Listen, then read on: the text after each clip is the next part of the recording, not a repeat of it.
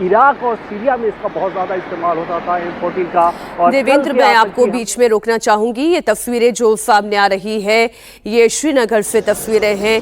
गृह मंत्री अमित शाह श्रीनगर में मौजूद हैं और मारे गए लोगों को श्रद्धांजलि देने के लिए यहाँ पर पहुंचे हैं। ज़रा सोचिए वो क्या मंजर रहा होगा जब उनका नाम पूछकर, उनका धर्म पूछकर, उनके कपड़े उतरवाकर, उनकी पहचान जानकर फिर उनके ऊपर ये कातिलाना वहशी हमला किया गया।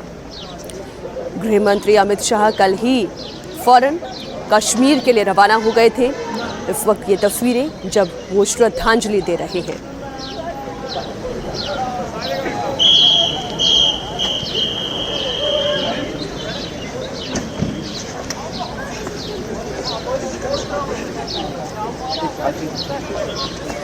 देवेंद्र हमारे साथ लगातार बने हुए हैं। देवेंद्र, इस तरीके से कभी पर्यटकों पर हमला नहीं हुआ था। जिस तरीके का मिलिटेंट अटैक हुआ है ये न सिर्फ एक दहशत फैलाने का कृत्य है, वहां के कश्मीरियों के पेट पर भी लात मारने का काम किया है। देखिए, एकदम से फ्रस्ट्रेशन और बदहवासी में पाकिस्तान पर आयोजित आतंकवाद का एक क्रूरतम चेहरा सामने आया है। पाकिस्तान के सामने हिसाब से देखा, उनके आकाओं के बयान देखे, जैसे पाकिस्तान के जो आर्मी चीफ हैं उनके बयान को देख लें, वहाँ जो टेररिस्ट जिस तरह की भाषा का इस्तेमाल कर रहे हैं उनको देखें, या सोशल मीडिया में, पाकिस्तान के सोशल मीडिया में जिस प्रकार का प्रोपेगेंडा चलाया जा रहा है, उन सारी चीज़ों को देखें तो एकदम से ये समझ में आ रहा था कि पिछले कुछ महीनों में उनका फ्रस्ट्रेशन बहुत ज़्यादा बढ़ गया है और कुछ ना कुछ वो करने वाले हैं और कुछ इस तरह का करने वाले हैं जिससे किसी तरह से वो ये बता सकें कि जम्मू कश्मीर में ऑल इज नॉट वेल, सब कुछ ठीक नहीं है। और इस बदहवासी, इस फ्रस्ट्रेशन में इस घृणित काम को अंजाम दिया है, क्योंकि टेररिस्ट पे अटैक करना इसका सीधा मतलब है कि कश्मीर वैली के जो लोग हैं उनके पेट पर आप लात मार रहे हैं। उनमें से कश्मीर के अधिकांश लोगों की जीविका टूरिज्म पर ही टिकी होती है और ऐसे में अगर टूरिस्ट जाना वहाँ बंद कर दें तो समझा जा सकता है कि उनके लिए खाने के लाले पड़ेंगे। और उस कंडीशन में अगर इस तरह की चीज़ की जा रही है तो समझा जा सकता है कि जो पहला बड़ा चोर, जैसे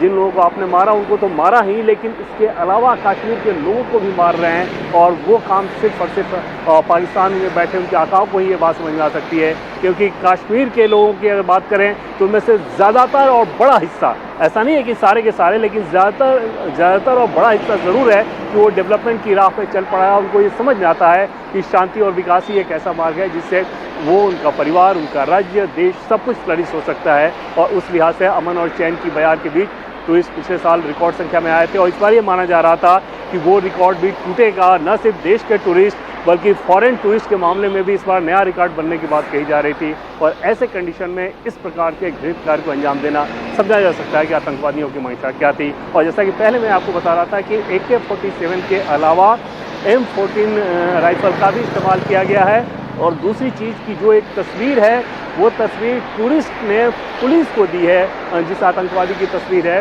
वो टूरिस्ट ने पुलिस को दी है। और दो आतंकवादियों के बारे में डिटेल्स भूलिया टूरिस्ट बताने की स्थिति में हैं, बाकी के चेहरे के बारे में उन्हें बहुत कुछ वो बताने की स्थिति में नहीं थे, लेकिन कम से कम दो ऐसे थे जिनके बारे में वो डिटेल चेहरे में उनका हुलिया कैसा था, उनकी शक्ल कैसी थी, इसके बारे में बताने की स्थिति में है टूरिस्ट जम्मू कश्मीर पुलिस को। जी मीनाक्षी।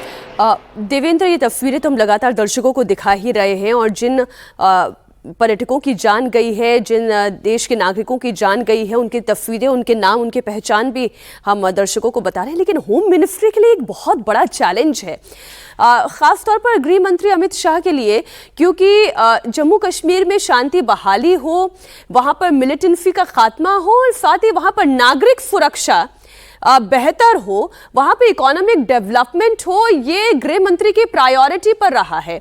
लेकिन अचानक से एकाएक इस तरीके से आतंकी हमला हो जाना ये बहुत बड़ा डेंट है।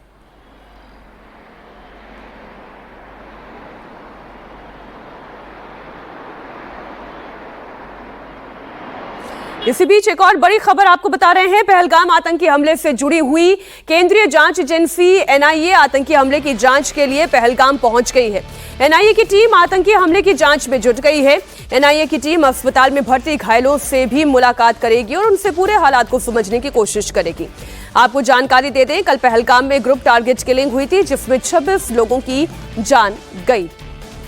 कहा यह जा रहा है कि आतंक का तो कोई धर्म नहीं होता, लेकिन पहलगाम में आतंकियों ने यह बता दिया कि आतंक का भी धर्म होता है। तभी तो आतंकियों ने पहलगाम में चुन चुन कर हिंदुओं की हत्या की है।